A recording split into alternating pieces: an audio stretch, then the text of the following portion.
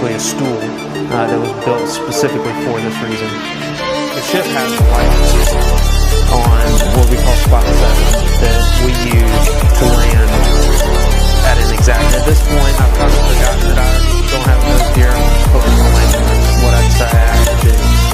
So I'm at 20 feet, stabilizing. I can't see the smoke. I go to idle. I remember my main gear hitting, and all of a sudden my nose dropping, and it dropped more than I expected.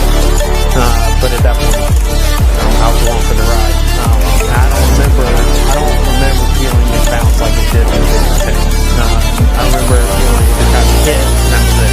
The most interesting part, looking back at the video and watching the video, was I didn't realize that nobody was on the flight deck when I came over to land in case something went wrong, went bad. That was me having everyone come out and congratulating me and stuff. It was a little overwhelming at first for a moment.